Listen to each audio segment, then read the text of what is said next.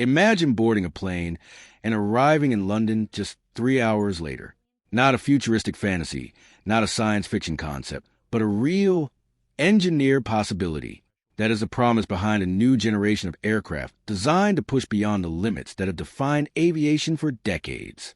At the center of this vision is a machine that challenges everything engineers thought they knew about speed, heat, and the boundaries of flight. Picture an engineer staring at an instrument panel as the numbers climb higher and higher. Every instinct, every law of physics they've studied, insists that what they're seeing should not be happening. The readings pass thresholds where conventional materials fail, where engines break apart, where textbooks declare a hard stop. And yet, the system keeps going. The aircraft doesn't just survive, it performs. It breaks records that have stood for half a century, operates from standard runways, lands safely, refuels, and is ready to fly again the next day. It feels less like incremental progress and more like stepping into an entirely new chapter of aerospace history. For decades, the pinnacle of high-speed atmospheric flight was represented by a legendary reconnaissance aircraft that dominated the skies at over 3 times the speed of sound. When it retired in the late 1990s, many believed that humanity had reached the practical limit of air-breathing flight. Faster speed seemed possible only with rockets, not reusable aircraft. The consensus settled in. Extreme velocity in the atmosphere came with insurmountable trade-offs. But that assumption didn't hold for everyone. A small group of engineers, many of whom had already worked on cutting-edge aerospace programs, decided to challenge that ceiling. They believed the barrier wasn't a fundamental law of nature, but rather an unsolved engineering problem. And unlike immutable laws, engineering problems can be worked through piece by piece until solutions emerge. Their ambition was bold. Create a reusable aircraft capable of sustained hypersonic flight, defined at speeds above Mach 5, or 5 times the speed of sound. At that velocity, an aircraft travels roughly a mile every second. A transatlantic journey that currently takes 7 to 8 hours could be reduced to about 90 minutes. Distance itself begins to shrink in a way that fundamentally alters how we think about travel, logistics, and even global connectivity. Yet the challenge is not simply about going fast. In fact, speed is only part of the story. The real obstacle is heat. At hypersonic speeds, the air in front of an aircraft compresses so violently that it heats up before even touching the surface. This phenomenon, known as aerodynamic heating, creates temperatures that can exceed 1,000 degrees Fahrenheit on critical of the aircraft. Metals begin to weaken. Components expand, warp, or fail. Electronics struggle to function. Fuel systems are pushed to their limits. This is why hypersonic flight has remained elusive. It's not that engineers don't know how to accelerate to these speeds. It's that sustaining them without destroying the vehicle is extraordinarily difficult. History offers 2 important examples that illustrate this challenge.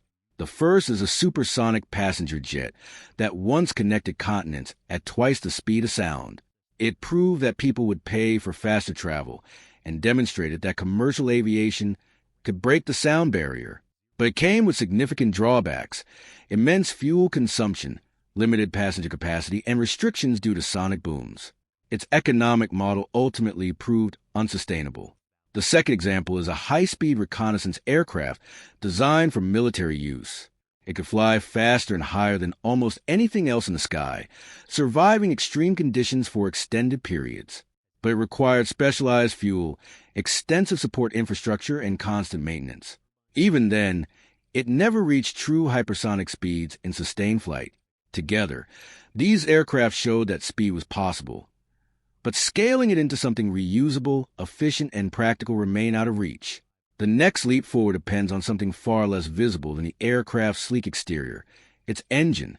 Traditional jet engines work well at low to moderate supersonic speeds. They rely on spinning turbine blades to compress incoming air, mix it with fuel, ignite it, and produce thrust. But as speed increases, the incoming air becomes too hot and energetic for these components to handle efficiently. At the other end of the spectrum are ramjets, engines with no moving parts that rely on the vehicle's forward motion to compress air.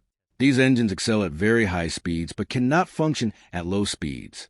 They produce no thrust at takeoff and require an already fast-moving aircraft to operate. The breakthrough comes from combining these two concepts into a single system. At low speeds, the engine behaves like a conventional turbine-based jet, allowing the aircraft to take off and accelerate. As speed increases, the system transitions, redirecting airflow away from the turbine and into a ramjet configuration. This allows the engine to continue producing thrust at much higher speeds without relying on fragile rotating components. But the transition between these modes is incredibly delicate. Engineers refer to it as a valley of death.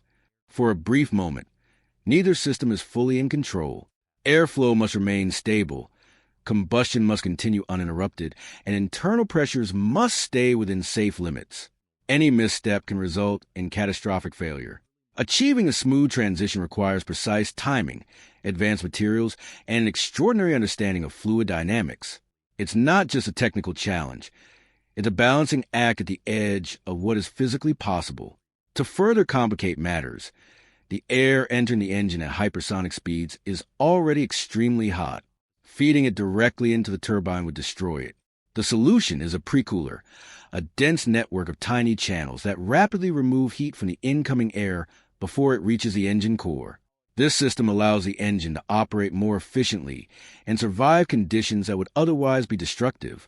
Developing such technology isn't done in a single leap.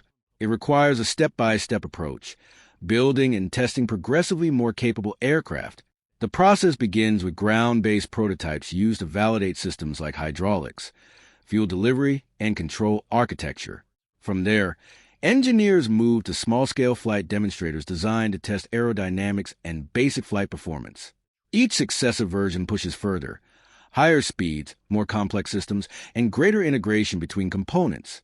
Eventually, a full-scale test aircraft attempts the critical engine transition in actual flight, marking a milestone that has never been achieved in a reusable system. If successful, the implications extend far beyond engineering.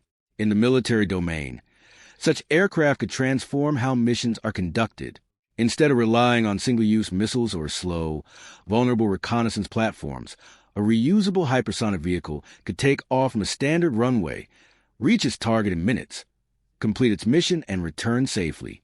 Speed becomes a form of protection, reducing exposure threats and enabling rapid response. In the civilian world, the impact could be just as profound. Hypersonic passenger aircraft could redefine long-distance travel, shrinking the globe in ways that reshape business, tourism, and human connection. Flights between major cities could take less time than a typical commute. Of course, challenges remain. Regulations currently restrict supersonic flight over land due to sonic booms, limiting routes primarily to oceans. Engineers are working on designs to reduce these effects, but widespread adoption will require both technological and regulatory progress. There are also questions of cost, sustainability, and infrastructure. High-speed flight has historically been expensive, and making it accessible will depend on advances in efficiency and fuel technology. Still, the momentum is undeniable. Advances in materials science, computational modeling, and manufacturing techniques have accelerated development cycles dramatically. What once took decades can now be achieved in years. The broader race for hypersonic capability includes multiple players, each pursuing different approaches. Some focus on military applications, others on commercial travel.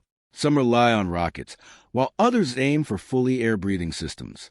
But the common goal is clear: to unlock a new regime of flight that was once thought unattainable. What makes this moment unique is that the technology is no longer confined to theory or isolated experiments. Aircraft are being built, tested, and flown. Engines are transitioning between modes. Data is being gathered not just in simulations, but in real-world conditions. For the first time in decades, the ceiling is moving again. The aircraft that ultimately surpasses the long-standing speed records won't just be faster. It will represent a fundamental shift in how we think about flight. It will take off like a conventional plane, operate at speeds once reserved for experimental vehicles, and land ready to fly again. No rockets, no disposable stages, no specialized launch systems. Just an aircraft, a runway, and a level of performance that challenges everything we thought we knew. And perhaps that's the most remarkable part. Not just that it works, but that it forces us to reconsider what is possible.